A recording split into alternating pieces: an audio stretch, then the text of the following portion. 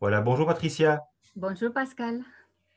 Alors, tu t'appelles Patricia Blanco Suárez. Tu es née en 1974 dans le nord de l'Espagne. C'est ça. Et tu dis dans ton livre, nous allons effectivement amplement voir ensemble que tu étais dans une famille catholique.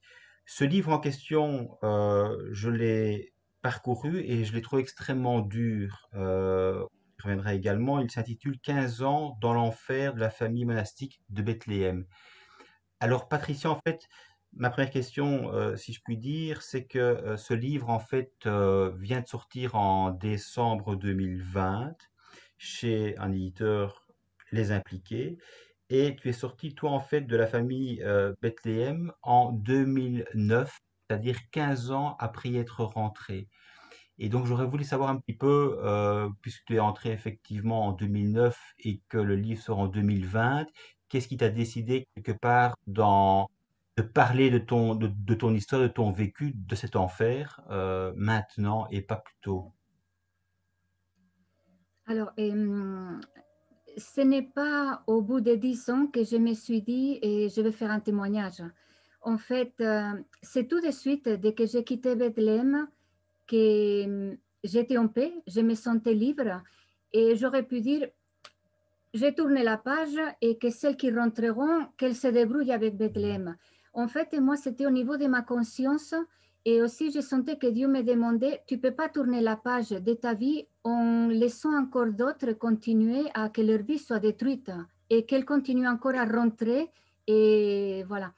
Donc, tout de suite, quand j'ai quitté Bethléem, j'avais déjà commencé à mettre tous mes souvenirs par écrit. Non pas tellement pour moi, parce que moi, mon travail antérieur, je l'avais déjà fait avant de partir. J'ai parti en paix, j'avais pris ma décision. Je savais dans mon cœur que je n'étais pas une traîtresse, que je ne... Voilà. Mon travail était fait, même si on finit jamais un travail sur soi-même. Hmm. Mais je ne pouvais pas tourner vraiment ma page concernant Bethléem pour cette raison. Donc, j'avais commencé à tout écrire et bon, il y a bien sûr Anna Sansa que j'ai rencontrée par hasard, je ne me rappelle plus comment, qui m'a aidé à faire des corrections et tout ça. Mais après, c'était au niveau de l'édition.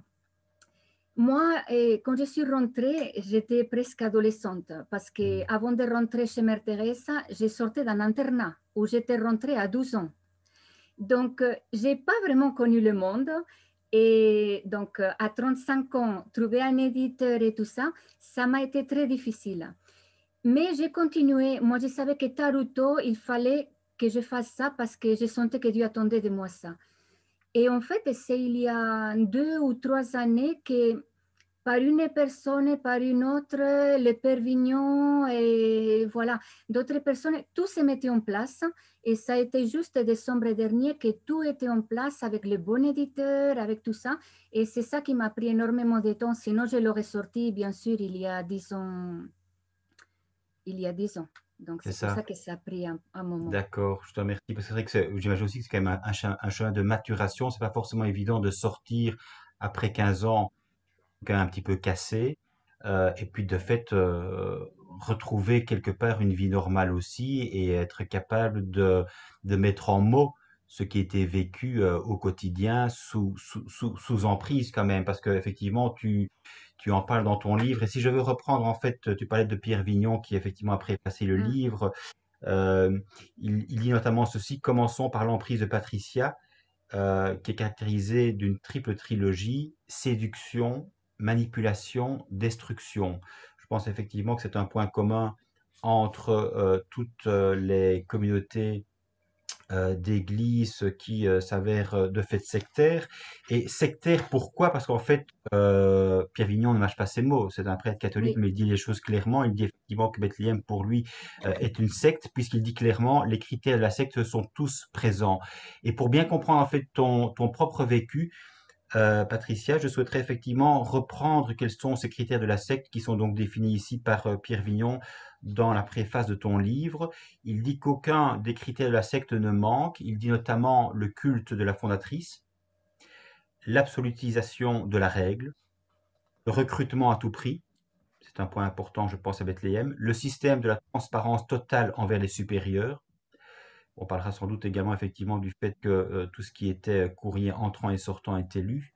Le contrôle permanent, la manipulation par l'anamnèse, les souvenirs induits, le haut-parleur dans la cellule, les ordres contradictoires, la formatation permanente, l'infantilisation, la coupure avec l'extérieur, l'interdiction de consulter librement, l'alternance des violences avec les moments de douceur, l'écrasement par le travail, empêchement de se retrouver seul pour réfléchir, la vie luxueuse des supérieurs qui privent les membres de presque tout, le chantage à l'obtention des vœux, le mépris des règles canoniques élémentaires, la manipulation des médecins, la violation du secret médical et le non-respect des règles de santé, l'inobservance des lois sociales pour les membres, ça on y reviendra également certainement, puisqu'au moment où tu es sorti, effectivement tu es sorti, je dirais, complètement nu, sans absolument aucun droit social, les départs à l'insu de la communauté, etc. À Bethléem, le tableau est complet.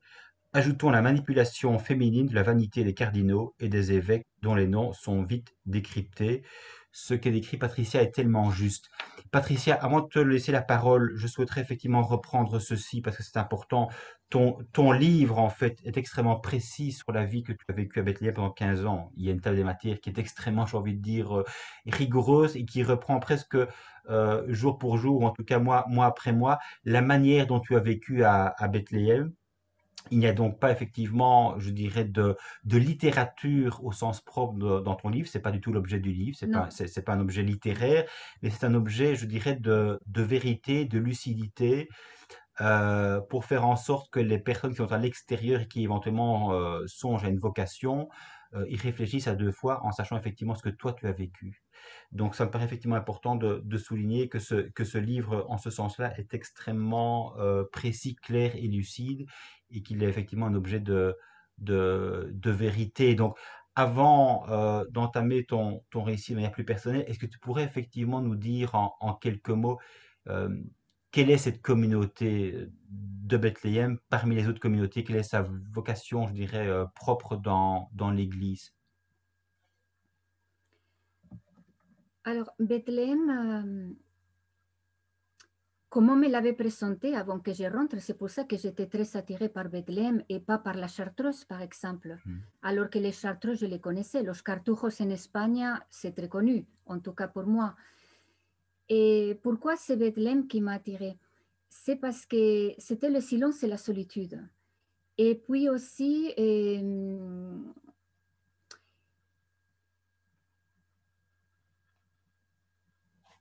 comment dire, déjà c'est Mère Teresa, en fait, qui m'en avait parlé de Bethléem. Et je pense que comme elle est considérée comme une sainte et qu'elle l'est pour moi aussi, pour moi, ça reste toujours un modèle, Mère Teresa.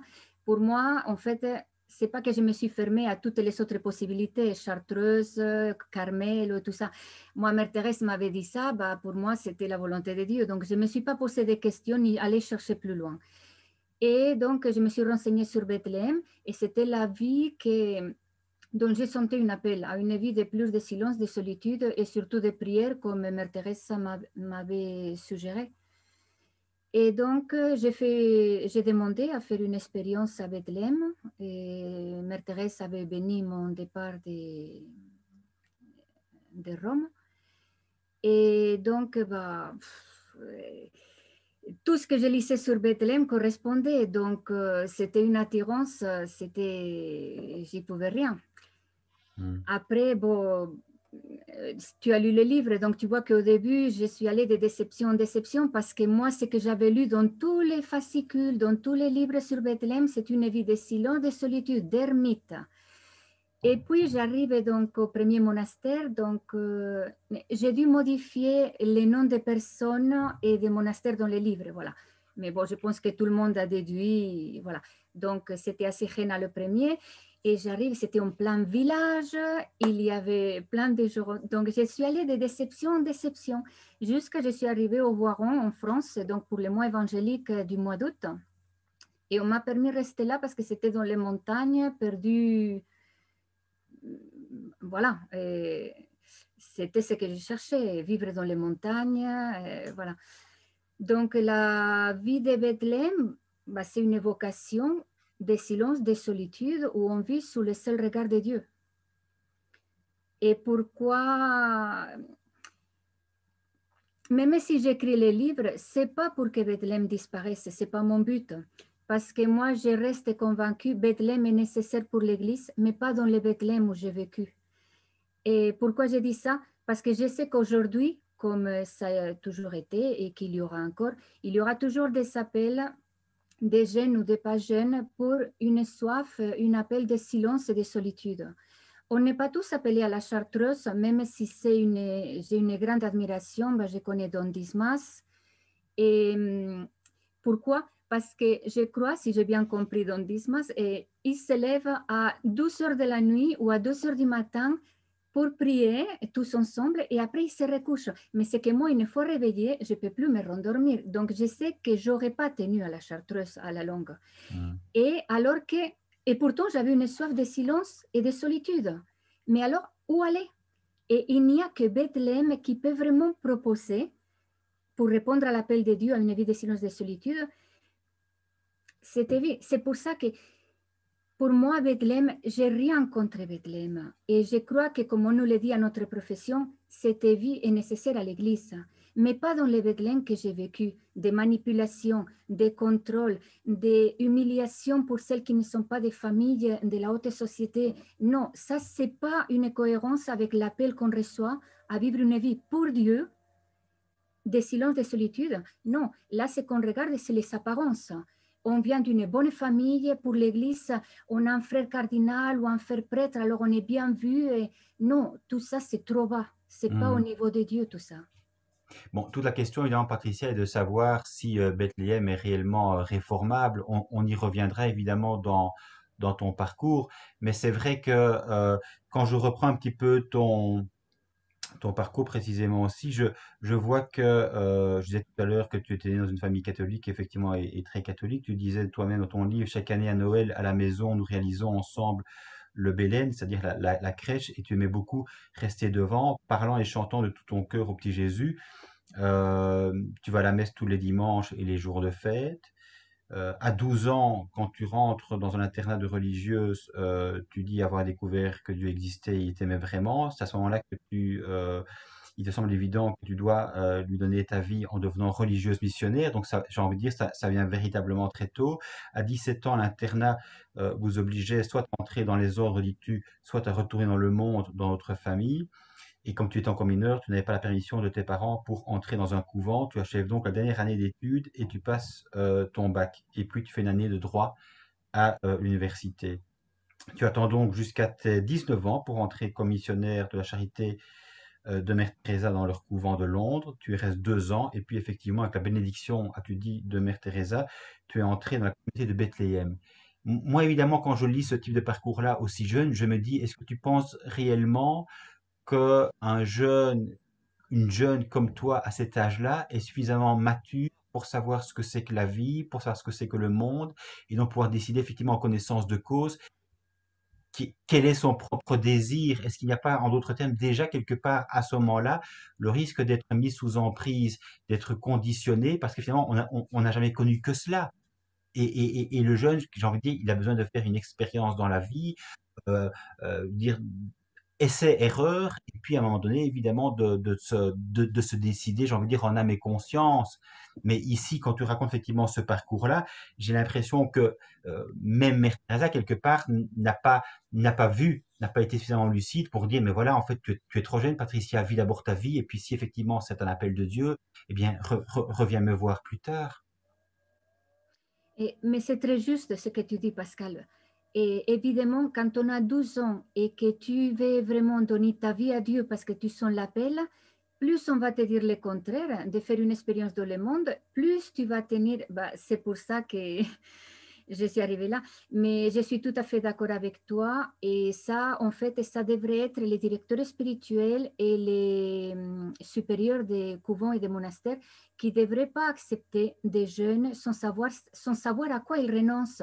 Nous, quand on rentre au monastère ou au couvent, on nous dit, nous savons renoncer au monde. Mais tu ne peux pas renoncer au monde si tu n'as pas connu le monde. Moi, personnellement, à 12 ans, je suis rentrée en internat. Donc, on vivait comme les moniales. J'ai enchaîné une année dehors, une année et demie à peu près. Mais après, je suis rentrée chez les missionnaires, comme ça. J'ai pas eu d'adolescence. Je Mhm. ne savais pas qu'est-ce que c'était d'être avec un garçon. J'ai Mhm. jamais connu les... Voilà, c'est qu'un adolescent vit. Donc, je peux pas... Enfin, je l'ai fait. Mais un jeune ne peut pas dire qu'il a renoncé à l'amour humain s'il l'a jamais expérimenté. Et pourtant, quand on rentre au couvent, on nous dit on a renoncé au monde, on a renoncé aux richesses, on a renoncé à l'amour humain. Mhm. Mais non, si tu l'as pas expérimenté, tu sais pas qu'est-ce que c'est, tu peux pas renoncer. Et c'est ça qui est dommage, c'est que c'est plus tard, ça nous rattrape. Parce que tôt ou tard, en tout cas pour la plupart, on se pose la question à un moment ou à un autre. Et moi, bah voilà, c'est quand la trentaine arrivait que je me posais la question déjà si en fait, mais peut-être c'était les difficultés que j'ai rencontrées avec l'EM et tout ce qui s'est passé, mais tu te poses la question, est-ce que, pourquoi je ne pourrais pas être sainte en étant mère de famille? Et voilà, les questions nous rattrapent. Si tu ne l'as pas vécu, tu l'as expérimenté et après tu renonces après l'avoir connu, d'accord, mais si tu ne l'as pas expérimenté, à un moment de ta vie, cette question va surgir. Ouais. Oui, parce que c'est vrai, Patricia, tu le relèves très bien. Je pense que c'est très dangereux de dire au nom de Dieu, je vais renoncer au monde pour faire effectivement sa volonté, volonté qui, entre nous soit dit, est souvent évidemment celle qui nous est donnée telle par tel ou tel supérieur ou par telle ou telle personne dite charismatique. Euh, mais Mère Teresa, évidemment, elle-même, tu en parles évidemment, tu es passé effectivement par les missionnaires, mais tu sais sans doute qu'il y a un livre qui est paru de Mary Johnson sur une quête infinie, Oui, Auprès Mère Teresa, mon itinéraire entre passion et désillusion. J'ai un peu l'impression, évidemment, en écoutant mon propre parcours, que cette dame ici, qui a aussi livré son témoignage poignant, raconte un petit peu la même chose finalement, une certaine désillusion, une certaine emprise sous le charisme ici de Mère Teresa, puisqu'elle dit, toi tu avais 19 ans, mais elle en avait 18. Elle dit à 18 ans, et c'est ça le problème quelque part, c'est qu'à 18 ans, quand on est adolescent, on a un idéal absolument fou. Et on a envie effectivement de le combler avec des choses qui nous dépassent complètement. Et la religion, j'ai envie de dire, et Dieu tel qu'il est souvent donné par la religion, peut être évidemment ce moyen de combler cette soif de spiritualité qui nous habite. Et elle dit ici, à 18 ans, fort de son besoin d'aller vers les pauvres, Mary Johnson quitte subitement son Texas natal et rejoint la congrégation fondée par Mère Teresa. L'apprentissage est difficile, les règles des missionnaires de la charité sont rigides, privilégiant l'obéissance, l'humilité et même la soumission.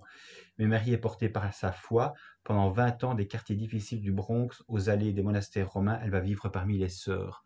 Donc on voit bien aussi quand même quelque part que, bon voilà, bon, Marie évidemment a été sanctifiée par l'Église, mais au-delà de nouveau des apparences, il y a quand même une réalité beaucoup plus triviale, je dirais beaucoup plus douloureuse, où finalement, au nom de Dieu, on pense devoir renoncer à ses propres désirs. Et ça, c'est vrai, je trouve de manière assez fréquente dans les communautés, institutions religieuses ou congrégations diverses. Donc, c'est un petit peu ce que tu as, me semble-t-il, vécu. Et si on veut en revenir, en fait, à cette famille monastique de Bethléem, c'est vrai que j'ai eu la curiosité, dans le cadre de notre entretien, Patricia, de reprendre un petit peu le, la page internet du oui, site de Bethléem, qui est évidemment extrêmement belle aussi, je dirais, en termes d'apparence, puisque la naissance de la famille monastique de Bethléem est celle-ci. La famille monastique de Bethléem, donc de l'Assomption de la Vierge et de Saint Benoît. Elle est née le 1er San novembre Bruno. 1950, de Saint Bruno, pardon. Elle est née le 1er novembre 50 sur la place Saint-Pierre à Rome, à l'heure où le pape Pie XII proclame le dogme de l'Assomption de la Vierge, selon lequel Marie a été élevée de la terre au ciel en son corps et en son âme. Quelques pèlerins français entendent alors l'appel à tout donner pour que de nouvelles communautés naissent dans l'Église. Leur vocation sera de communier à la vie de la Mère de Dieu présente au cœur de la Trinité dans une vie d'adoration du Père en esprit et en vérité. C'est ainsi qu'en 1951, dans un petit village de France, une communauté de femmes consacrées commence à vivre dans le silence ce projet de la Vierge. On a toujours l'impression en lisant cela que c'est toujours une sorte de conte de fées. C'est ça. Mais à un moment, j'y étais dedans. Donc, Oui. maintenant, avec le recul, c'est vrai que Oui, c'est qu'aujourd'hui, je suis plus terre à terre. Et les miracles, oui, je continue à croire, mais je suis beaucoup plus, j'ai plus de recul. Donc, quand on reçoit une voix qui te dit de créer une congrégation à la place Saint-Pierre et tout ça, aujourd'hui, je me dis n'importe qui peut recevoir un appel ou prendre un désir qu'on a en soi pour un appel ou une Mhm. voix qu'on entend. Et voilà. Alors, je ne juge pas, hein. C'est mon point de vue aujourd'hui. Voilà. Patricia, pour qu'on comprenne bien un petit peu justement d'où tu viens et quel est ton point de vue aujourd'hui, est-ce que tu pourrais nous décrire en fait en quoi consistait, j'ai envie de dire, une journée à Bethléem? Et bah, une journée, bah, on s'est levé, on avait le temps de prière et on prenait le petit déjeuner, donc chacune dans sa cellule. Donc chacune vit en ermitage ou en cellule ou en caravane, comme ça a été mon cas. Mhm. Et après, on se retrouve donc pour le matin, les laudes. Après, on avait l'étude pour celles qui étudiaient. Et puis, on commençait le travail jusqu'au... Parce que pendant le travail, chacune a des tâches, soit dans les ateliers, soit à la cuisine pour préparer le repas. Donc, à la fin du travail, on priait... Bon, déjà, on avait prié tierce, après on prie sexte, on prend le repas. Après le repas, bah, c'est reparti, on retourne travailler jusqu'à l'heure de... Bon, on a une pause de 5 à 10 minutes pour non. On reprend le travail et on on dînait avant les vêpres, si je me rappelle bien. Je fais pas trop d'efforts pour me rappeler le passé. Je comprends. Et donc, on dînait avant les vêpres ou après les vêpres, parce que quand on avait trop de travail, par exemple, quand j'étais dispensatrice et j'avais tout à gérer, j'avais pas le temps de dîner avant les vêpres. Donc, voilà. Donc, on avait les vêpres et la messe, si elle n'avait pas eu le matin. Et après les vêpres, on rentrait dans le grand silence. Donc, chacune rentre en cellule. Là, on ne se rencontre plus ni par écrit parce qu'on ne communiquait jamais, jamais, jamais par oral. Tout était par écrit quand on avait des questions et pas n'importe qui. Tu ne vas pas poser une question à une sœur n'importe qui. Tu ne t'adresses, tu ne parles qu'à ta prière ou à tes responsables. Entre nous, c'était vraiment interdit, même par écrit. Et c'est ça, voilà, qui ça va pas du tout. Même les Chartreux parlent les frères entre frères. Et pour nous, c'était interdit. Il n'y avait que la prière ou les responsables qui avaient nos pensées, nos questions, qui, voilà. Je pense que, comme pour toute manipulation, si tu laisses deux sœurs parler, elles vont comploter peut-être ou devenir plus lucides par rapport à ce qu'on vivait. Et c'est peut-être ça qu'elles s'évitaient de nous faire réaliser. Donc, après, c'était le silence profond et après, après on priait qu'on plie chacune en cellule et on s'est couché. Donc, certaines vivaient toute la journée en solitude et d'autres comme moi, comme ça a été pendant 13 années, alors que je n'étais pas rentrée pour ça, j'étais en cellule, j'ai travaillé, j'ai géré les ateliers, j'ai formé les sœurs aux ateliers, à la dépense, cuisine et tout ça, jusqu'à les 2 dernières années que j'avais dit que sinon je partais si on ne me mettait pas en solitude et on m'envoyait dans les ermitages de Belgique. Mhm. Et c'est là que j'ai pu être vraiment en solitude, en silence, pour ce pourquoi j'étais rentrée. Mais que si cette expérience-là, je l'avais eue à mon noviciat, quand on rentre, on a un temps de noviciat pour discerner si tu es à ta place ou tu n'es pas à ta place. Mais ça, je ne l'ai vraiment pas eu. Alors que si ces 2 dernières années, je les avais eu tout au début, mais j'aurais quitté beaucoup plus tôt parce que c'est dans le silence et la solitude que j'ai commencé à me poser des questions sur beaucoup plus de choses. Quand tu as une vie où tu ne fais que courir d'un atelier à un autre, puis j'avais la dépense à gérer et tout ça, tu n'as pas le temps pour te poser et te dire, est-ce que je suis vraiment à ma place?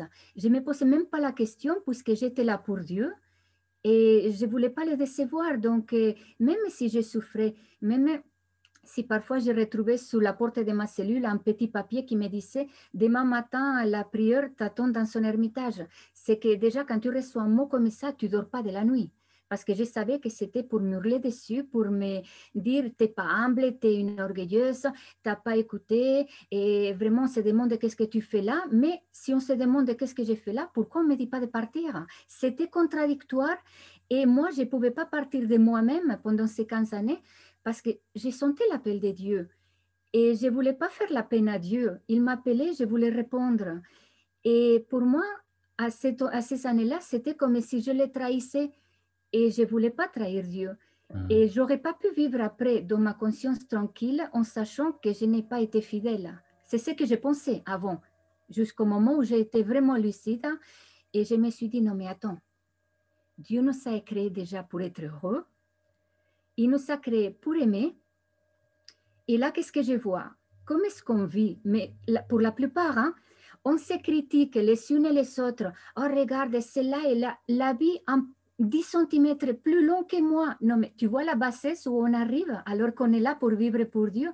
Ah, regarde l'autre. Elle a un foulard qui est tout neuf alors que l'autre, il était à peine usé. Non, mais tu vois, aux pensées qu'on arrive, alors qu'au lieu de ces pensées-là, on devrait vivre dans la prière continuelle. Mhm. Donc, moi, ces 15 années, je ne peux pas dire que j'ai vraiment vécu dans une prière continuelle. Et pourtant, c'était ma soif avant de rentrer. C'était là, pour ça que j'étais rentrée. Et c'est pour ça qu'à la fin du livre, j'ai dit que aujourd'hui, je ne porte plus un habit, je ne suis plus au monastère, mais mes journées, c'est que je suis en présence de Dieu. Je lui parle quand je fais la cuisine, quand je marche dans la rue, quand je sors pour les courses, quand je marche avec lui, je fais les choses avec lui parce que je n'ai pas d'angoisse, je n'ai pas la terreur qui me prend parce qu'on va me gronder dessus, on va me dire mets-toi en bénia et tu ne te relèves pas de bénia tant qu'on ne te dit pas de te relever, tu restes par terre. Et c'est des angoisses que si tu es dans l'angoisse, tu ne peux pas être dans la paix. Et si tu n'es pas dans la paix, tu ne peux pas être dans la prière continuelle. Et voilà, aujourd'hui, je me sens plus moine que quand j'étais au monastère. Oui, ce qui est quand même un con, mais comme tu l'exprimes très bien, c'est vrai que je pense que tout le dilemme, quelque part, et toute la tension surgit du fait que tu penses évidemment rentrer à Bethléem par vocation, c'est-à-dire par appel de Dieu, et donc évidemment quitter à un moment donné Bethléem parce que tu n'y trouves pas ta place, tu ne t'y sens simplement pas bien, parce que quand tu es conditionné sous emprise, tu n'es pas respecté dans ton intimité, finalement il y a une tension entre ce Dieu qui t'aurait appelé là et le fait qu'à un moment donné tu te dises je peux pas y rester pour, j'ai envie de dire pour mon propre salut, mais cette fois-ci c'est ton salut, je dirais, psychique et corporel. Il y a une chose en fait que tu exprimes très bien également et qui me paraît extrêmement intéressant aussi, enfin en tout cas important sur lequel il faudrait revenir, c'est tu parles notamment de ce fameux cahier à la Vierge, puisqu'effectivement c'est quand même une famille monastique qui a une très forte dévotion à la Mère de Dieu. Et donc, il y a ce fameux cahier à la Vierge, qui est en fait un cahier de confession, où tu dois relire la manière dont tu as vécu ta journée, tes pensées les plus intimes doivent être effectivement écrites, la manière dont tu as jugé ou non tes sœurs, enfin, tout, quelque part, tous tes défauts, tout ce qui est dans ton fort interne et que tu es censé livrer tel quel à la maîtresse des novices ou à la prieure. Ça, j'imagine quand même que c'est un vrai calvaire de devoir comme ça mettre sur papier ce qui nous est le plus intime et qui nous appartient en propre en fait. Et c'est ça. Mais tu sais, quand tu veux être sainte, quand tu arrives, tu veux être sainte, tu veux faire la volonté de Dieu, tu veux plaire Dieu, c'est que tu le fais même avec joie, de dire tes mauvaises pensées et tout ça, parce que c'est comme si tu es libéré.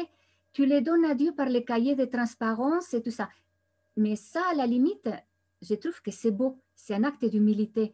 Mais là, Bethléem ne l'utilisait pas pour ça. Le but, c'était de nous connaître le mieux, nos tendances, nos pensées, tout pour mieux nous manipuler. Et c'est là que ça dévie. Parce que Mm. si tu vois, enfin là, il y a longtemps que je ne suis pas revenue dessus, je ne vais pas déformer, mais si tu connais un peu les moines du désert, et Homo Athos, et voilà tout ça. Mais maintenant, j'ai trop oublié, je ne vais pas dire des bêtises. Mais je sais qu'il savait, on nous le disait, un petit cahier accroché à la ceinture où il notait tous les pensées pour les donner après à son starets et devenir de plus en plus simple les jalousies qu'ils ont eues, les pensées contre la pureté, tout. Mais c'est dans le but de devenir saint, de devenir humble, de devenir... Mais ça, je trouve, c'est magnifique, c'est beau de pouvoir, voilà, dire ces misères en toute simplicité. Mais ça, ce n'était pas le but de Bethléem. Parce que combien de fois, et comme j'ai dit dans mon livre, et comme tant d'autres qui ont quitté comme moi et avec qui je suis en lien, c'est qu'on disait, et on le disait en toute pauvreté, et on demandait pardon, et après on nous disait, bah, t'es orgueilleuse, on te criait dessus, mais tu veux aller où comme ça, c'est comme ça que tu veux être sainte. Et alors, tu fais l'effort de devenir pauvre pour devenir humble parce que tu le regrettes, parce que tu veux changer et devenir sainte. Et on t'accable, on te détruit, on t'humilie encore plus. Et non, ça c'est détourné, c'est pour manipuler, c'est pour détruire. Et ça, c'est pas beau. Mm. Et c'est pour ça que je ne dis pas que chez les moines du dessert, ça, je ne le condamne pas. Je trouve que c'est très beau de pouvoir avoir un starets, un supérieur, à qui tu peux dire tes plus grandes misères, mais qu'il t'accueille avec amour et te dit, ne t'inquiète pas, mais tu vas y arriver. Et tu fais de l'effort et c'est bien. Tu Oui, vois? c'est ça. Voilà, L'idée étant de te faire grandir et l'idée n'étant pas voilà, effectivement de te détruire, hein, cette voilà. différence entre... Mais tu en parles très bien en fait, Patricia, dans ton livre à la fin, tu parles justement du livre de Don Dismas, Les risques et dérives de la vie religieuse, et tu reprends un petit peu dans son livre ce qui t'a touché, c'est-à-dire ce qui n'a pas été vécu à Bethléem, notamment la confiance, toute la question du secret avec les courriers entrants et sortants qui sont lus et donc ton intimité est clairement violée, le culte de la fondatrice, et alors évidemment, ce dont on parlait aussi, ce sont les apparences, c'est-à-dire qu'en Ouais. façade, tout est absolument blinquant, tout est beau, les supérieurs ont l'air sympathiques, les bâtiments sont magnifiques, et donc on attire évidemment les vocations aussi de cette manière-là, et donc là tu mets un peu en perspective euh, ce qui est nécessaire pour vivre, je dirais, une vie spirituelle accomplie, équilibrée, et au contraire, ce qui se vit au sein de Bethléem. Oui, oui, ben, enfin, ne serait-ce que pour répondre les points que tu as pris là, par exemple, le culte de la fondatrice, Oui, c'est que vraiment, c'est ahurissant, je ne sais pas quel mot dire, mais voilà, moi, quand j'étais dedans, surtout les premières années, c'est que bon, la fondatrice, tout le monde le connaît puisque c'est en Internet, c'est Sœur Marie. Je l'ai appelée, je crois, Bénédicte dans les livres, je ne me rappelle même plus. Et donc, Sœur Marie, non, mais c'était presque notre idole. Tu rentrais là-dedans pour Dieu, mais elle remplaçait presque Dieu. Tellement on était en adoration. Je l'ai dit dans le livre, hein, le truc que moi, ça m'a, depuis le début, c'était ses colères. Mais des colères, mais monstrueuses. Et j'ai jamais vu quelqu'un faire des colères à un degré. Et ce qui est fou, c'est que on nous disait, mais ces colères, regarde Jésus au temple, la colère qu'il a fait. Il a même cassé les tables des marchands, il a tout cassé. C'était une colère monstre, mais c'était une sainte colère hmm, pour Dieu. Et on nous comparait Sœur Marie, les colères de Sœur Marie à ça. Et donc, évidemment, nous, au début, on prenait tout ce que Sœur Marie faisait, c'était saint. On ne se posait même pas la question qu'elle puisse avoir des défauts. Mais après, tu te dis, non, mais attends, ça va pas. hmm. Ça va pas. Je suis la fée, d'accord.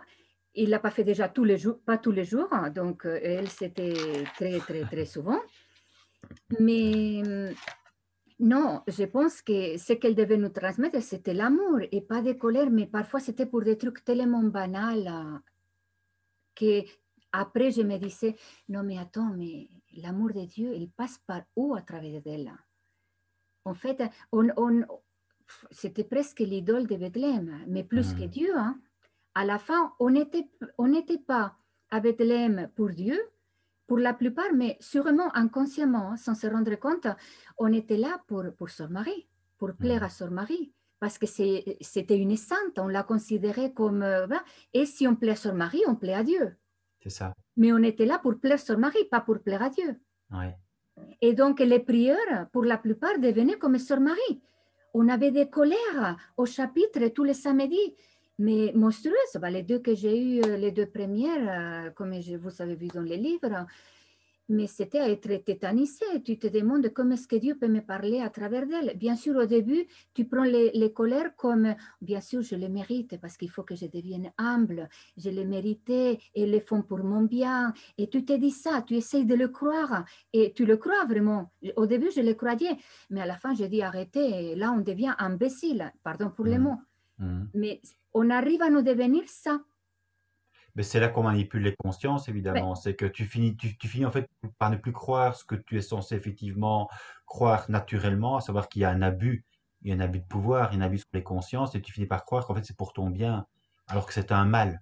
oui, et par exemple, l'exemple de l'obéissance, pour mieux nous manipuler, qu'est-ce qu'on nous disait? Mais c'est encore une autre fois, c'est une phrase des Pères du désert que j'admire et que pour moi, comme la prière du pèlerin russe, il reste pour moi des modèles de sainteté, hein. Les moines du désert disaient, et donc à Bethléem, ils ont fait là la phrase de manipulation parfaite où toute sœur de Bethléem la connaît par cœur et on adore cette phrase tout le monde alors qu'on devrait qu'adorer que Dieu, comme elle nous disait. On nous disait par rapport à l'obéissance, nous, on peut se tromper en te demandant quelque chose, tu te tromperas jamais en obéissant. Mhm. Non, mais tu vois jusqu'où ça peut aller? Dans leur intérêt, elles peuvent te demander tout ce qu'elles veulent, même si ce n'est pas la volonté de Dieu comme ça.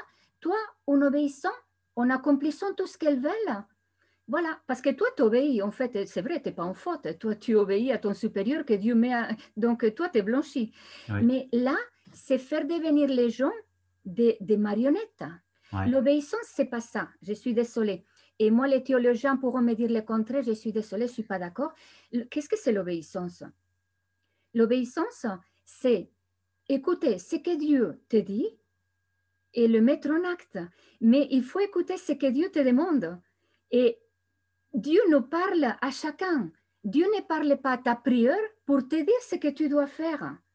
Dieu te parle à toi et la prière est là comme les accompagnateurs spirituels, les directeurs spirituels. Ils ne sont pas là pour te dire, allez, tu rentres au Carmel, tu rentres là. Non, c'est toi qui dois savoir où Dieu t'appelle et l'accompagnateur est là pour te guider un peu parce que peut-être que tu es à côté de la plaque et que tu ne le vois pas comme ça, mais ce n'est pas lui de te dire tu rentres là et tu rentres là. Non, Dieu parle à chacun et notre prière, nos responsables, nos accompagnateurs sont là pour nous accompagner dans Mhm. ce que Dieu attend de nous. Mais ils ne sont pas là pour te dire tu fais ça, Dieu t'attend là, Dieu t'attend là. Et quand je t'entends, Patricia, par rapport à Sœur Marie notamment, j'ai l'impression effectivement qu'on a un petit peu là une femme qui a quelque part des problèmes plus de genre, je dirais, d'ordre psychologique et qui quelque part les résout en ayant un petit peu sa cour autour d'elle. C'est vraiment pas très équilibré et donc les autres sont un petit peu le souffre-douleur d'une personne qui a des difficultés effectivement à trouver un équilibre. Mais quand tu parles en fait de l'obéissance, ça me fait aussi songer en fait à Thérèse de Lisieux, qui aussi raconte ça par rapport à sa supérieure qui est extrêmement dure. Mais elle se dit, voilà, en obéissant, j'obéis à Dieu. Donc c'est quelque chose de, j'ai envie de dire, c'est une rhétorique dans l'Église, que le simple fait de dire l'obéissance, c'est effectivement un vœu, c'est absolument indispensable, même si effectivement il faut obéir à quelqu'un qui est quelque part manipulateur, pervers et qui, euh, qui n'œuvre pas pour notre propre bien, en se disant, voilà, c'est la volonté de Dieu. Moi, ce que je voulais en fait savoir également, Patricia, par rapport à ton propre témoignage qui est sorti en 2020, est-ce qu'il y a d'autres témoignages comme le tien qui est sorti déjà plus ou moins récemment? Alors, vous pouvez aller sur le site L'envers du décor. Je ne Oui, sais pas si tu le connais. bien sûr. Et là, bah, il y a déjà, c'est pas un secret, lui, il ne se cache pas. Fabio, par exemple, Oui. ça a été un frère de Bethléem que j'ai connu à Bethléem. Lui, il a été prieur, voilà. Et bah, il a fait un super témoignage. Il n'a pas sorti le livre, mais il est accessible à tout le monde à l'envers du décor. Et il y a aussi beaucoup d'autres témoignages sur le site de l'envers du décor, des ex-sœurs que pour la plupart, pour beaucoup, j'ai connu quand j'étais à Bethléem. Et je n'ai su qu'elles sont quittées bah, que par Internet et par comme ça. Parce que quand on quitte Bethléem, évidemment, on ne nous dit pas, bah, il y a un seul qui part. On nous dit, oh, elle est partie en mission, elle est dans un autre monastère. Donc, tu ne sais pas vraiment qui quitte et qui reste. Ouais, ouais. Surtout que quand il y a une sœur qui part, et on donne son même nom de sœur à la suivante qui arrive. Comme ça, dans les autres monastères, quand on continue à entendre ce nom-là, on sait que la sœur est encore là, mais seulement Ah que ce n'est oui. pas la même sœur. Comme j'avais raconté dans mon livre par rapport à la sœur que j'ai rencontrée à Paris quand j'étais à l'accueil. Je ne sais pas si tu te rappelles. Oui, oui. Sœur Chris Maria, mais j'avais Mm. donné un autre nom. Donc, on avait été sœurs de Mère Thérèse ensemble et on était au Voiron ensemble. Après, on nous dit qu'elle part en mission, elle disparaît de la planète. Mais un mois évangélique qui a suivi, on me dit, bah, il y a une sœur Chris Maria qui vient t'aider à la dépense. Voilà. Et j'ai dit, Chris Maria, oh, super contente. Comme ça. Et bien à la dépense, et j'ai dit, t'es qui? Il me dit, sœur Chris Maria. Et j'ai dit, non, non, comment tu l'écris ça? Tu prononces mal. Mais non, non, je suis Chris Maria. Alors là, c'est par des trucs comme ça que je disais, il y a des choses qui clochent là. Et donc, c'est quand on m'avait changé à Paris, que j'étais à l'accueil, et un jour, quelqu'un sonne au monastère, j'ouvre la porte, et je vois la vraie Chris Maria en civil, en laïque. Ah, on s'est embrassé, tout ça. Elle m'a raconté tout ce qui s'était passé, mais horrible. Mm. Chacune aurait pu écrire un livre parce que le Bien parcours sûr. qu'elle a eu, c'était... Voilà. Et donc, voilà, c'est des trucs comme ça. On n'est pas dans la vérité, on est dans les cachotteries. Et ça, c'est pas Dieu. Et Tu vois, comment... par exemple, chez Mère Teresa, quand j'ai quitté, comme tant d'autres qui ont quitté, tout le monde qui rentrait chez Mère Teresa ne restait pas. Hein. Mais on ne se cachait pas. On savait que Dieu nous attendait ailleurs et on était contente que les autres suivent Dieu là où Dieu les attend. Et c'est une fête. Moi, jamais j'oublierai les jours de mon départ de chez Mère Thérèse à Rome. Déjà, du matin à la messe, sur les grands tableaux où on écrit le numéro des psaumes et tout ça pour chanter à la messe, il y a écrit on part avec toi, notre sœur Josea, que Mère Thérèse m'avait donné ce nom-là, voilà, et toute la journée, c'est une fête. Et tu es au cœur de la fête parce que tu pars pour suivre là où Dieu t'attend. Et on ne les cache pas, il y en a qui partent. Et à Bethléem, tout est cachotterie. Il y a quelqu'un qui part. Et en plus, on nous dit que pourquoi on ne dit pas les sœurs qui partent? Pourquoi on ne le dit pas? C'est parce qu'en fait, elles ont peur. C'est ce qu'on nous dit. Hein.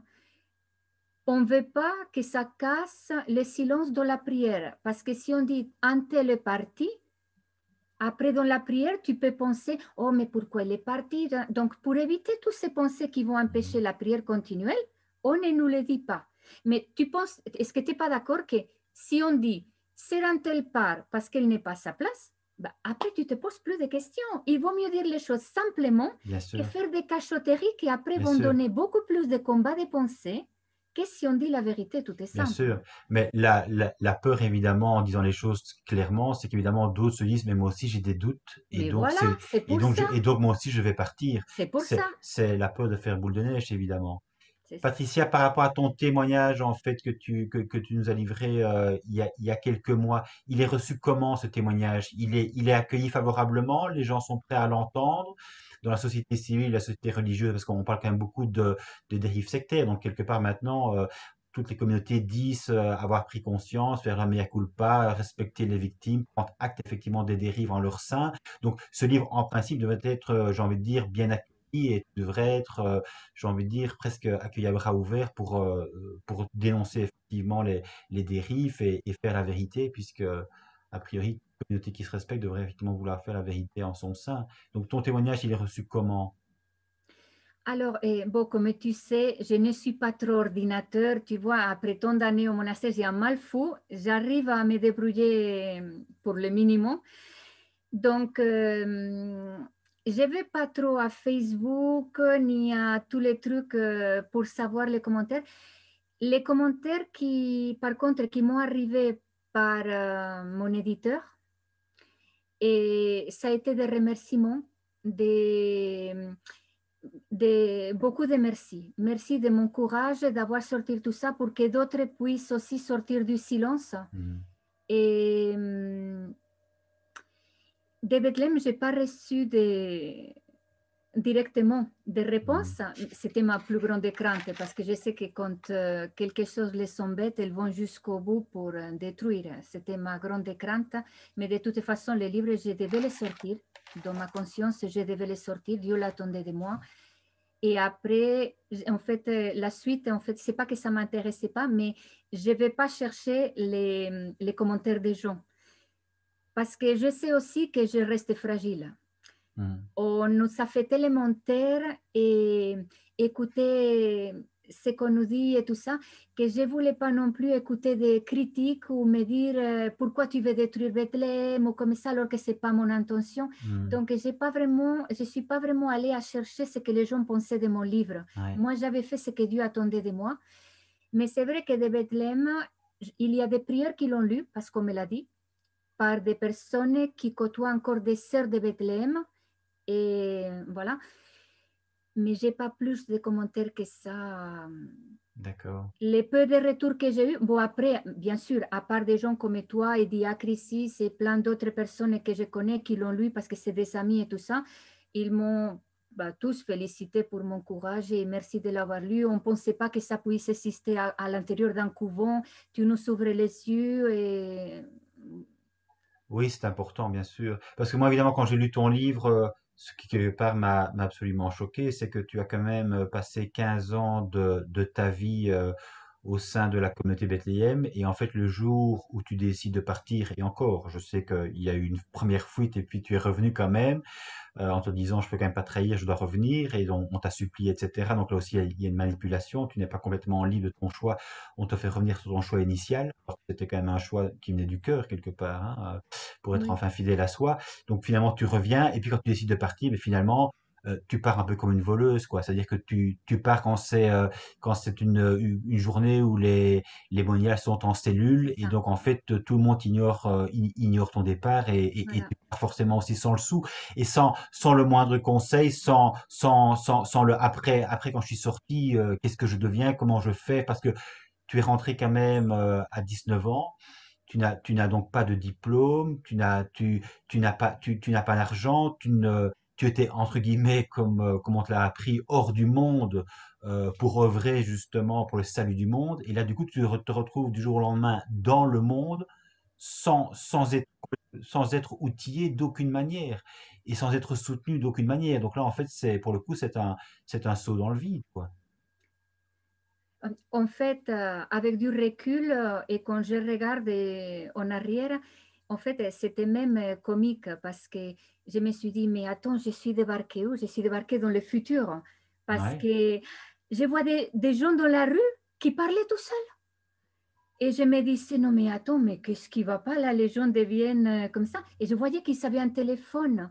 Mais je dis, mais comment c'est possible? Moi, je me rappelle le téléphone parce que, bon, avant de rentrer là, j'avais été au couvent et c'était l'internat. Et c'était le téléphone qui faisait drrrr, drrrr, hein, Ouais. avec le fil accroché au mur. Mhm. Et là, j'arrive comme ça. Et puis, tu vois les cartes bancaires. Et non, je ne connaissais rien, ni la Sécu. Moi, quand je suis rentrée au monastère, avant, je ne me suis jamais occupée ni de médecins, ni de la Sécu, c'était mes parents. Moi, je ne savais pas que la sécurité sociale existait. Je ne savais pas qu'est-ce que c'était. À 35 ans, je ne savais pas qu'est-ce que c'était la sécurité sociale. Au monastère, quand on allait au médecin, c'était la supérieure qui nous accompagnait, qui avait nos papiers, mais je ne savais même pas en quoi consistaient nos papiers, de la sécu ou je ne sais pas quoi. Ma carte d'identité, je ne l'ai jamais eue entre mes mains. Et on nous avait parlé, ça oui, à l'année 2000, ou je ne me rappelle plus quand, 2001 ou 1000, ouais, par rapport au changement de monnaie. Mais moi, je ne connaissais pas l'euro quand j'ai quitté. Moi, j'étais encore à las pesetas et au franco quand j'ai quitté. Donc, je devais faire les calculs à une baguette de pain à 1 euro. Et donc, ça me fait combien de pesetas, combien de francs. Et j'ai eu un mal fou. J'ai débarqué dans le futur. C'était tout. Oui. Et elles m'ont même pas aidé ni pour mes... Comme j'ai dit dans le livre, il y en a certaines qui quittent de bonnes familles où on les place sous la tutelle de quelqu'un pour faire l'apprivoisement du monde et tout ça. Moi, rien. Je ne savais pas ni qu'est-ce que c'était Pôle emploi, ni la CAF, ni les APL, ni comment louer un appartement. Une quittance de loyer, mais j'ai tombé par terre quand on me disait qu'il fallait faire ça. Ah oui, la meilleure, c'était une amie que j'ai connue très vite, en quelques jours en arrivant à Londres, me dit, oh, tu sais, il y a un poste qui se libère là. Donc, en 3 semaines, j'avais déjà un travail. On m'avait bien aidé comme ça. Donc, j'ai dit, je lui ai demandé, s'il te plaît, j'ai jamais eu un entretien, tu peux m'accompagner. Donc, très bien, elle m'a accompagnée. Et donc, la dame qui m'avait rencontrée, elle me dit, oui, très bien, bah, t'es prise, c'est juste, il faut que tu nous donnes un RIB et tout ça. Et j'ai dit, un RIB. Et donc, mon ami qui m'accompagnait me dit, oui, oui, je t'expliquerai, c'est dans ton compte bancaire. J'ai dit, non, moi, je n'ai pas de compte bancaire. Elle me dit, mais il faut que tu ouvres un compte dans la banque. Et j'ai dit, non, mais moi, je ne fais pas de compte en banque, je veux mon argent dans la main parce que moi, tu vois, la confiance, comme quoi je ne vais pas donner mon argent à une banque, je veux qu'on me le donne dans la main. Elle me dit, ah non, non, non, mais aujourd'hui, ça ne marche pas comme ça, ton salaire est versé à ton compte en banque. Ben, j'ai dû aller à reculons pour ouvrir une compte en banque. Aujourd'hui, donc j'ai 46 ans, je n'ai toujours pas de carte bancaire. Hein. C'est ça. Et Et tu étais. regarde mon téléphone. Hein. Ouais. Et j'arrive pas à passer les doigts pour décrocher. Mais tu étais évidemment complètement ignorante de ce qui se passait dans le monde et quelque part, pour dire les choses comme elles sont, effectivement sous emprise. Donc, tu as dû réapprendre, ça tu l'exprimes très bien aussi, tu as dû réapprendre à faire confiance aux gens du monde, justement, et à la modernité, en ne tombant pas dans la caricature qui est de dire que finalement le monde c'est Satan, c'est mauvais, etc. Et c'est trahir ma vocation, c'est trahir Dieu, etc. Tu as dû quelque part te reformater complètement. Moi, ce qui m'intéresse aussi, j'ai vu que ton livre était sorti en décembre 2020.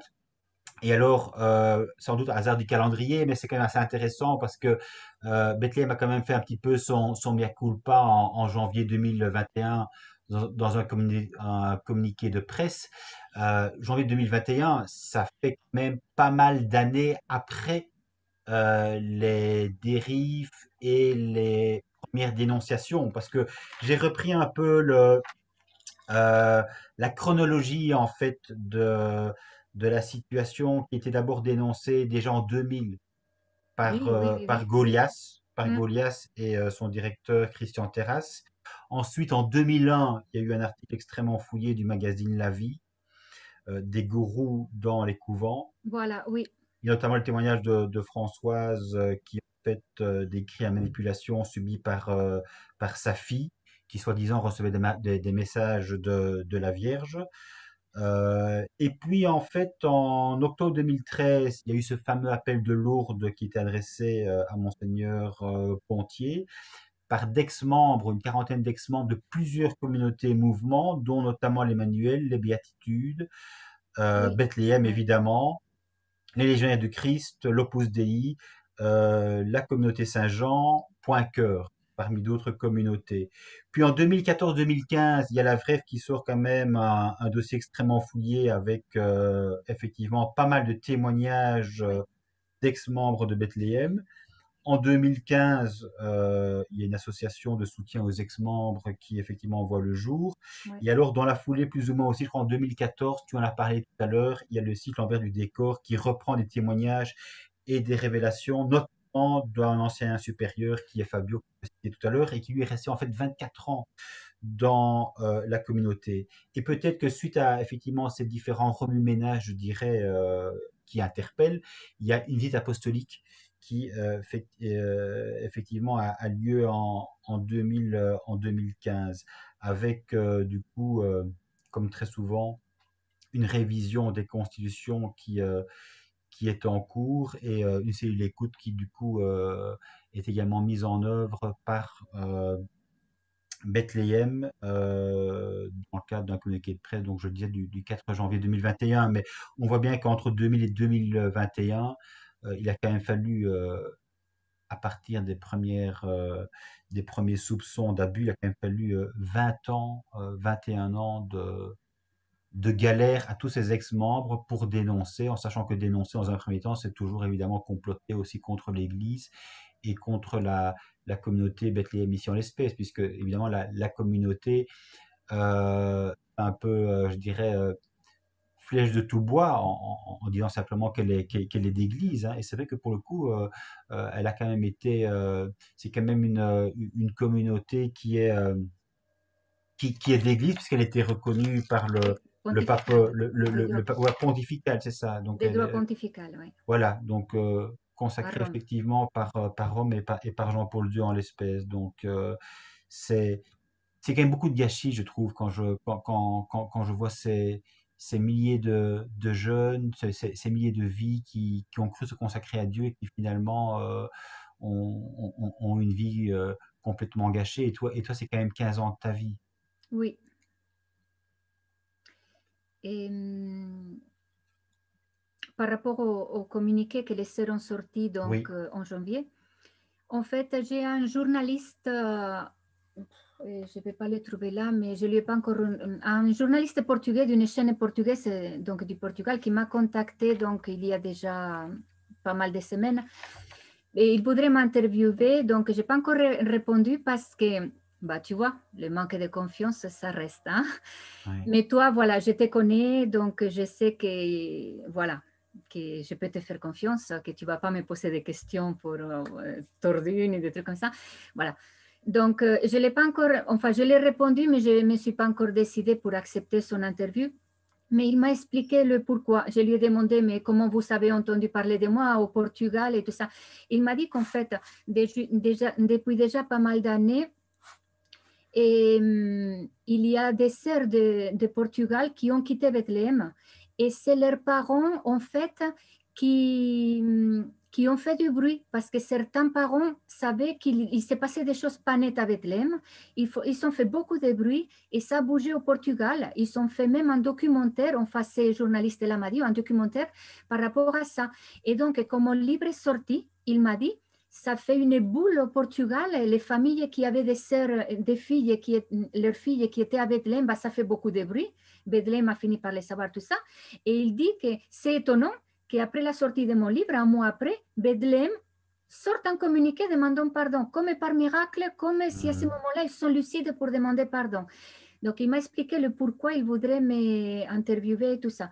Donc, pour l'instant, je n'ai pas répondu, mais on dirait que, enfin, quand on a vu le communiqué, je te l'ai dit comme ça, et à l'AXEM, donc dans l'association qu'on a créée de celles qui avons quitté Bethléem, quand nous avons eu connaissance du communiqué, toutes, mais on a toutes dit, ça y est, c'est pour garder les apparences. Ton livre est sorti et pour garder la bonne apparence de Bethléem, il faut qu'on se rabaisse un tout petit peu pour devenir humble, mais ce n'est que de l'apparence. C'est la première impression qu'on a eue. Après Mhm. tant d'années, vivons avec elle et tout ça, c'est la première impression. Donc, qu'est-ce que nous avons fait? Nous avons contacté donc la cellule d'écoute parce que, comme moi je l'ai dit aux autres, d'ailleurs je l'ai dit dans mon livre, on m'a obligé à être suivie par un psychiatre quand j'étais au Voiron. Et ce psychiatre, donc, adore Bethléem, il racontait tout de nos entretiens, le racontait à la prière, il n'y avait pas de secret ni professionnel ni rien. Et donc, moi j'ai dit, moi, je ne fais pas encore confiance, mais toutes les autres ont pensé comme moi.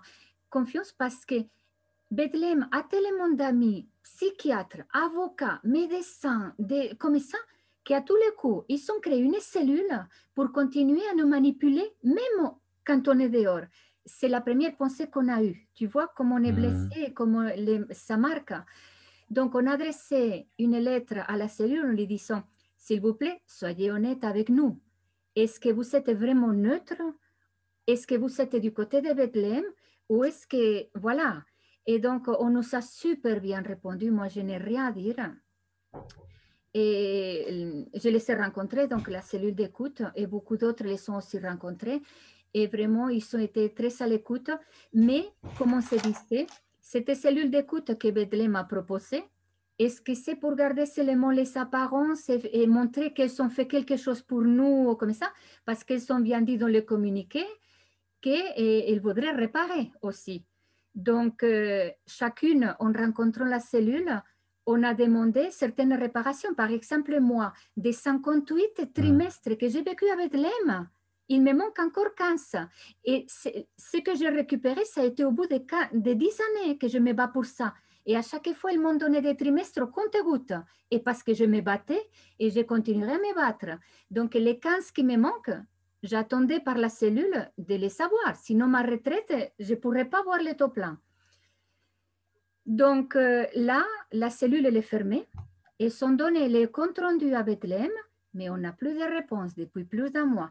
Donc, est-ce que leur communiqué était sincère ou est-ce que c'était pour garder une apparence devant tout le monde comme quoi ils regrettent là, mais ils ne font rien? On ne sait Hmm. pas encore. Ouais.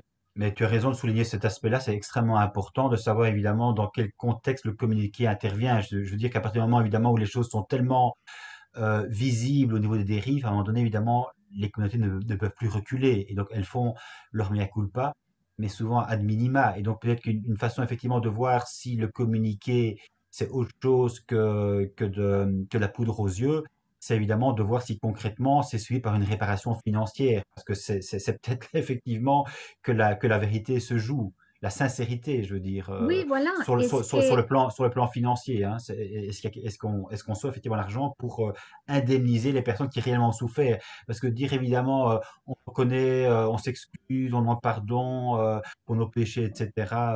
On a manqué effectivement de foi, de vocation, de clairvoyance, c'est une chose, mais dire concrètement, financièrement, on va vous indemniser, évidemment, c'est un pas supplémentaire qui est finalement est le seul crédible par rapport à l'aveu qui est fait ici en janvier 2021 en parlant d'erreurs et de fautes du passé. oui, oui, et c'est très important ce que tu dis parce que là, je ne peux pas me plaindre. Dieu m'a vraiment, dès que j'ai quitté Bethléem, il a mis à chaque fois une personne au bon moment, vraiment, et Dieu m'a accompagné sur tout mon chemin. Mais je suis en contact avec certaines qui ont quitté Bethléem, qui sont vraiment, mais vraiment dans la misère. Hmm, Ils sont à mendier. Et ça, hmm, c'est inadmissible. Quand on dit qu'elles ont été nos sœurs, et qu'elle nous laisse partir pour devenir des clochards ou dans des bidonvilles, c'est inadmissible. Et après, c'est très beau de prêcher l'amour du prochain, de prêcher l'amour de Dieu, alors que tes sœurs, tu les laisses partir pour vivre comme des clochards. hmm, hmm, Alors que, qu'est-ce qu'on se dit à la profession pour les meilleurs et pour les pires? hmm. Et moi, voilà, excusez-moi si je suis un peu énervée, je suis en contact surtout avec une qui a quitté et que c'est à pleurer parce que sa situation, voilà, Mais c'est elle pour est très ça, mal. c'est pour ça que Pierre Vignon, tout prêtre catholique qu'il est, ne mâche pas ses mots non plus dans la préface et parle effectivement de secte en disant finalement que la visite apostolique, elle a juste pour vocation quelque part de colmater les brèches, c'est-à-dire on va refaire les constitutions, mais on ne dissout pas les communautés dans l'Église, on ne les dissout pas, même si effectivement elles sont sectaires, on ne les dissout pas. Or ici, si je veux quand même revenir à un fondamental, parce que c'est quand même effectivement le fondamental, euh, tu en as parlé, je pense, en parlant effectivement de la fondatrice Sœur Marie, qui est une ancienne dominicaine et qui s'avère être la cousine des frères dominicains, les frères Philippe. Et quand on sait effectivement les abus au niveau de la communauté Saint-Jean, on se dit que finalement, il y a des petits qui se sont faits. Après, la communauté Saint-Jean, c'est Bethléem via la cousine. Donc, quelque part, je veux dire, à partir du moment où l'origine même, en fait, de la communauté est problématique, et que cette communauté a pu œuvrer depuis des dizaines d'années, puisque c'est en 1950, hein, donc ça fait quand même maintenant plus de 70 ans. Donc, comment réellement pouvoir espérer un assainissement d'une communauté qui a œuvré des dizaines d'années sous l'emprise d'une personne qui forcément a laissé a laissé un impact extrêmement fort, ne fût-ce que déjà par ses écrits, ne fût-ce qu'en se considérant comme pratiquement la représentante de la Vierge Marie sur terre, quoi. Donc je veux dire, comment à partir d'un tel charisme, entre guillemets, espérer vivre une foi authentique, équilibrée et, j'ai envie de dire, assainie par rapport à un tel passé. Et Donc, par rapport aux origines de Bethléem, parce que ça, la plupart des gens, ils ne le savent pas, sauf s'ils vont creuser dans l'histoire de Bethléem et tout ça, c'est que, donc, à la fameuse place Saint-Pierre, où il a eu l'illumination sur Marie, et c'était pour fonder donc Bethléem, qui, avec une idée de, donc elle était encore dominicaine sur Marie.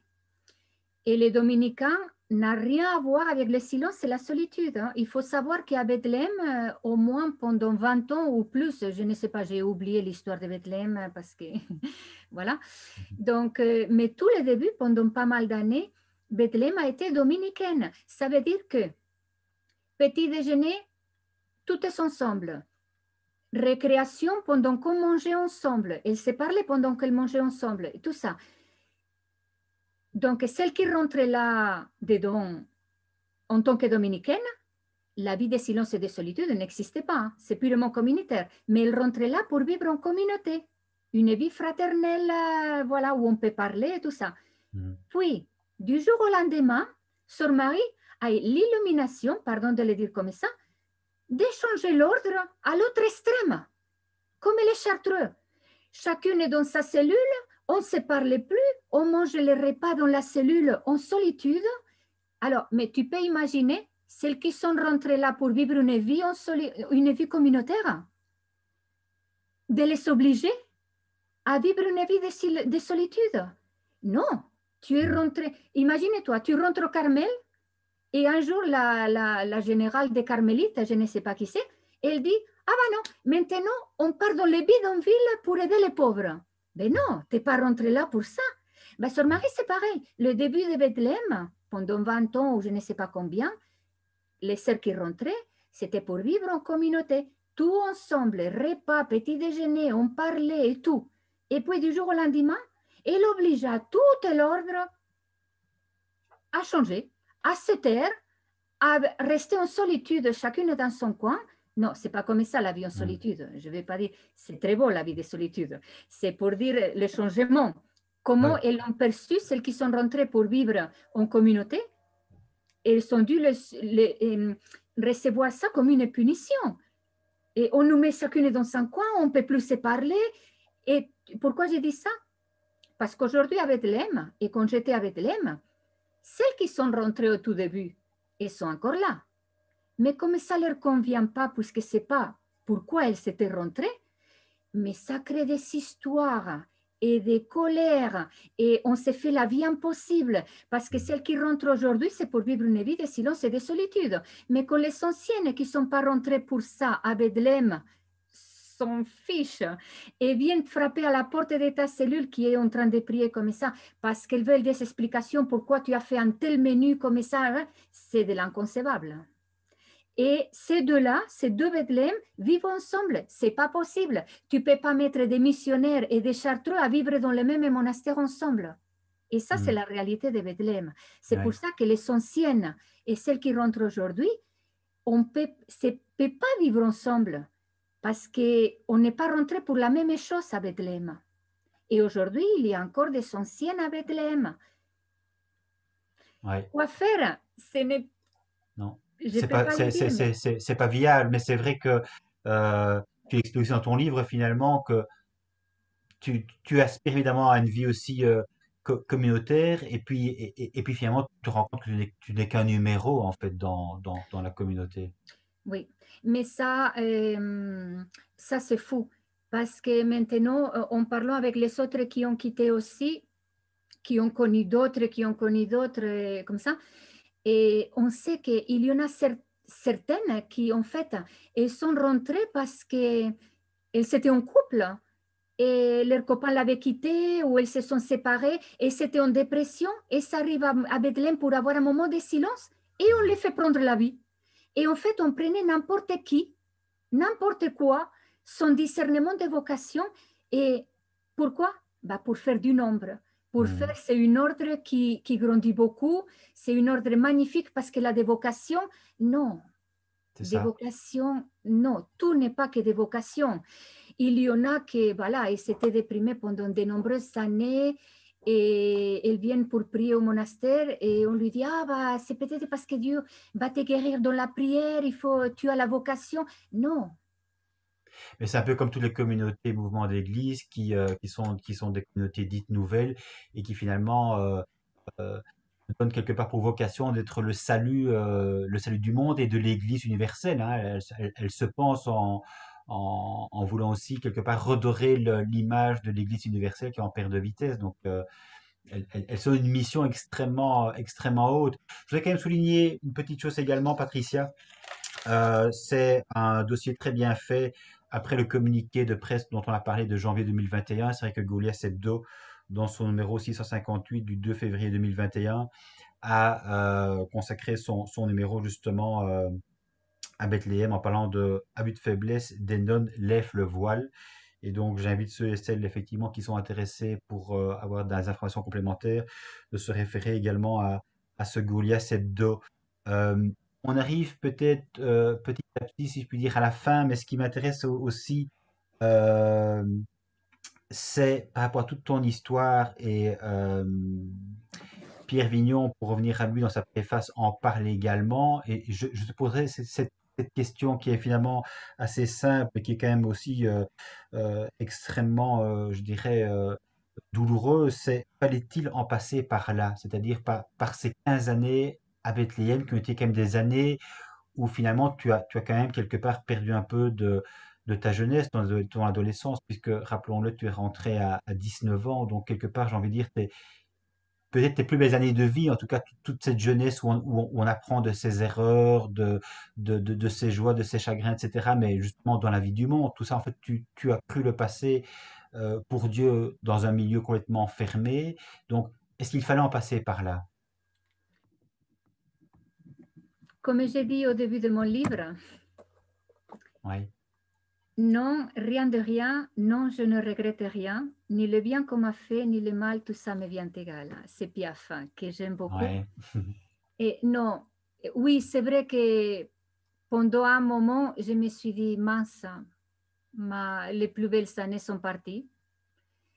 Mais pourquoi on dit que la jeunesse, c'est les plus belles années? Aujourd'hui, ça peut être aussi les plus belles années. Mais c'est vrai que je ne regrette rien parce que même si j'ai beaucoup souffert à Bethléem, même si beaucoup de vies ont été détruites, et j'essaie de garder ce que Bethléem m'a apporté et que j'aurais pas connu si j'avais pas été à Bethléem. Par exemple, je sais que j'aurais pu vivre comme une bonne catholique, comme en Espagne, voilà, aller à la messe tous les dimanches et à Noël, de prier devant la crèche et tout ça. Mais si j'avais pas été à Bethléem, j'aurais pas connu ce que c'est la prière continuelle, la prière du cœur. Savoir que être chrétien, c'est pas aimer Dieu, c'est pas seulement aller à la messe le dimanche, mais c'est une vie avec lui de tous les jours, de chaque seconde de ma vie. Et ça, je sais que si j'avais pas été à Bethléem, sûrement j'aurais pas découvert qu'est-ce que c'est une vie avec Dieu. J'aurais peut-être vécu, continué à vivre jusqu'à la fin de ma vie en me contentant d'aller à la messe le dimanche et finalement j'aurais pas connu Dieu à la fin de ma vie. Et d'avoir connu la prière continuelle, moi, ça me change la vie, même encore aujourd'hui. Je suis dehors, bien sûr qu'il y a des difficultés, qu'il y a toujours des angoisses de la vie et des problèmes et des comme ça, mais c'est que je ne les vis plus pareil parce que je sais que quoi qu'il m'arrive, Dieu est avec moi. Et ça, peut-être, si j'aurais été restée, si j'aurais pas été à Bethléem, j'aurais été une simple catholique, voilà, mais ma vie intérieure serait peut-être pas si forte qu'aujourd'hui. Et moi, je hmm. sais qu'aujourd'hui, c'est ma force. Dieu est ma force. Et Mais c'est les difficultés arrivent. Oui, parfois je pleure, bien sûr. Parfois je pleure, mais je sais que je ne suis pas seule. parce que Patricia, évidemment, quand je t'écoute, j'entends évidemment ce que tu me dis, mais c'est vrai évidemment que on ne peut souhaiter évidemment à personne des années de souffrance, en sachant aussi qu'il ne suffit pas finalement de sortir de l'emprise il est se dire je tourne la page et je reprends ma vie quelque part là où elle s'était arrêtée, il y a des séquelles quand même qui subsistent, hein. Donc c'est quand même des souffrances effectivement psychiques, une réadaptation, etc., euh, des liens de confiance à renouer, hein. Donc c'est quand même quelque chose qui peut perdurer effectivement longtemps et pour certains jusqu'à la fin de leur jour. Donc c'est vrai que d'où évidemment ma question, parce que bon, on peut évidemment ne pas vivre dans une communauté et vivre honnêtement sa vie, lucidement, en étant fidèle à soi et en essayant de vivre son propre chemin d'humanité sans être contraint et heureusement de passer par 15 ans pour toi, 19 ans pour Fabio, dans des communautés. Moi, j'ai eu l'occasion de temps en temps d'écouter d'anciennes victimes, pas seulement de Bethléem, mais voilà, d'autres communautés. Et je vois effectivement que par rapport à ces dérives sectaires qui sont finalement communes à ces différentes communautés, ben, ce qu'il y a de commun aussi, évidemment, c'est la souffrance dans le chef de ces personnes qui quittent et certaines, effectivement, disent, ben voilà, j'ai été trahi et quelque part, on m'a donné une image de Dieu qui est complètement frelatée et donc je quitte complètement l'Église. D'autres disent, moi, ma foi en Dieu, elle a complètement muté. Je ne crois plus dans ce Dieu qu'on m'a vendu à l'Église. Et puis d'autres, effectivement, de manière plus ou moins intense, gardent un lien avec l'Église. Donc on voit qu'il y a toute une série aussi de façons pour les victimes de vivre l'après-communauté, l'après-mouvement, hein. On est, j'ai envie de dire, un peu tous différents par rapport à ça. Mais c'est vrai que pour rebondir sur ta réponse à ma question, j'en reviens aussi évidemment en parallèle à la question que pose de fait également Pierre Vignon. Devait-elle pour autant passer par là? C'est la question que pose Pierre. Et il dit, personne ne peut répondre. Même Jésus ressuscité dit aux disciples d'Emmaüs, ne fallait-il pas que le Christ souffrit cela pour entrer dans sa gloire? Mystère de notre vie et de notre existence. Bon, là, évidemment, j'ai envie de dire, on entre vraiment dans la foi parce que quelque part, pour quelqu'un justement qui est entre guillemets du monde, qui n'a pas du tout les mêmes référents, je dirais, spirituels ou religieux, euh, quand on pose la question, doit-elle pour autant passer par là? Moi, évidemment, j'ai envie de dire, il ne s'agit pas de répondre à ta place ou pas, mais tu te dis, non, elle ne devait pas en passer par là, quoi. Je veux dire, c'est personne, même pas Dieu s'il existe, ne peut demander un tel sacrifice. Ça n'a pas de sens, quelque part, de se penser appelé par Dieu, de passer 15 ans, soi-disant parce qu'on a une vocation, un appel, pour se rendre compte qu'in fine, quelque part, tout cela, c'était faux, c'était de la manipulation, c'était de l'emprise, c'était des souffrances avec les séquelles dont on a quand même parlé aussi. Donc, c'est dur, je trouve, hein. Je trouve que ton témoignage, honnêtement, est dur. Et si on prend pas un peu de recul, mais qu'on se met véritablement à ta place en songeant à ce que tu as vécu et en songeant aussi aux autres histoires que j'ai déjà entendues, je trouve ça extrêmement douloureux. Et quand je vois évidemment comment l'Église réagit par rapport à tous ces mouvements, je trouve ça aussi extrêmement malsain. Et tu me disais en off justement que par rapport à l'Église, toi, tu avais quand même pris pas mal de recul. Bah, j'ai pris pas mal de recul tout simplement parce que les 15 années que j'ai vécues, bah, je l'ai vécu dans l'église. Mais c'est quand j'ai quitté, c'est que l'église, elle me rejette. Et combien de prêtres j'ai rencontrés qui d'eux-mêmes me traitent de traîtresse, Mhm. d'infidèle, de que je ferais mieux demander pardon à l'ordre et revenir et reprendre la vie et retourner dedans. Non, mais attends, ils peuvent quand même se poser la question pourquoi j'ai quitté. Mhm. Non, on me juge parce que j'ai quitté au bout de 15 années, mais personne ne me demande pourquoi j'ai quitté. On ne quitte pas quand on est heureux. On ne Mhm. quitte pas quand on n'a rien à dire. Et donc, Ouais. bah, l'Église me rejette. Bah, ça ne me manque pas. Et ça ne me manque pas parce que j'ai Dieu. Et ça me suffit. Et l'Église, en plus, si je lui reproche quelque chose, c'est découvrir tout ça. Parce que l'Église, c'est comme Bethléem, hein.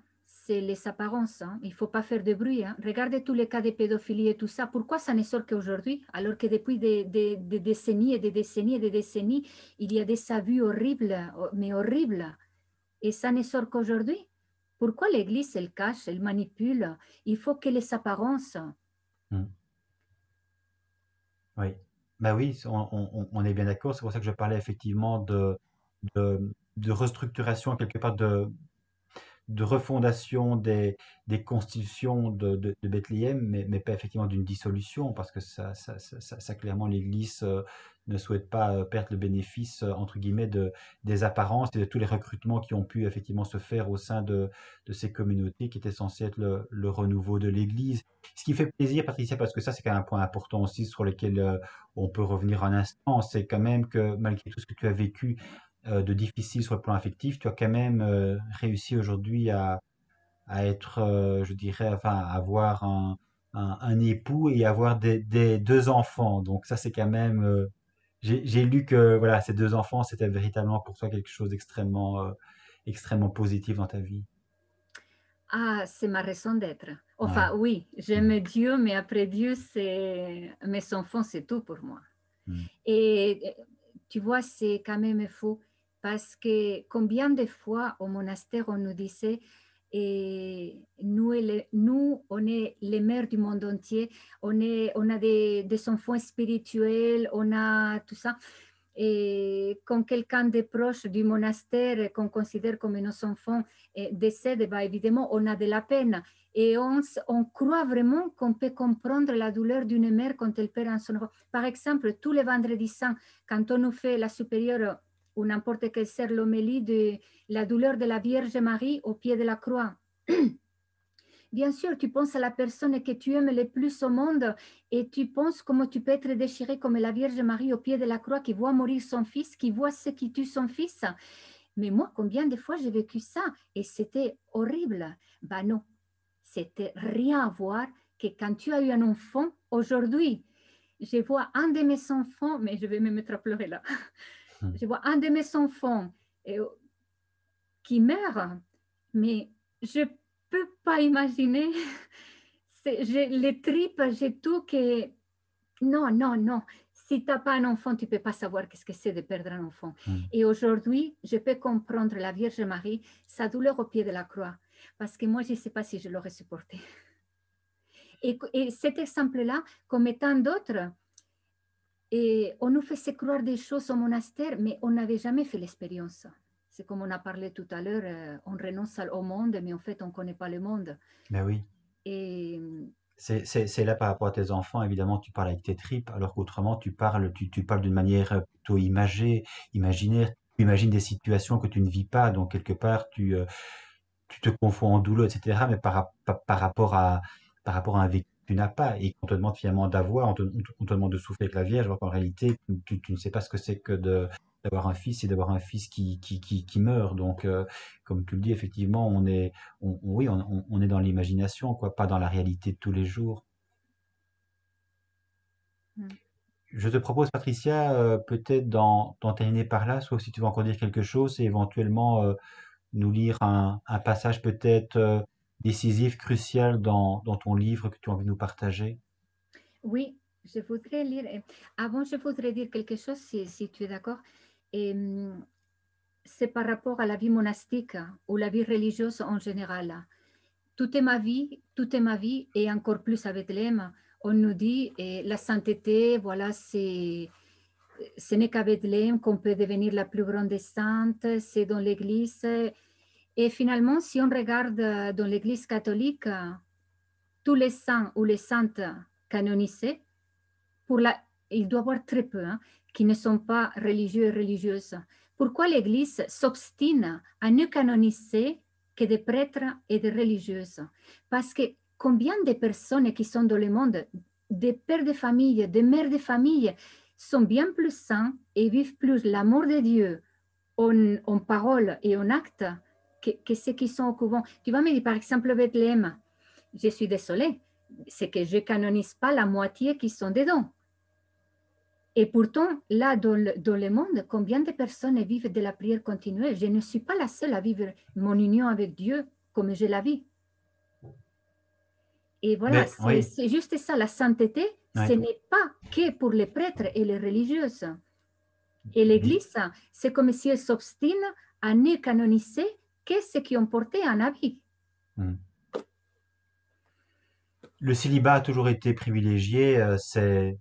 Parce On est censé, enfin, l'état de vie idéal, c'est censé être celui des anges finalement, hein, c'est-à-dire des personnes asexuées. Hein, oui, voilà, la chair, le sexe, etc. Tout ça a toujours été extrêmement mal considéré dans l'Église. C'est source de péché. Et donc, la, la vie idéale, c'est effectivement la vie religieuse, hein, ou sacerdotale.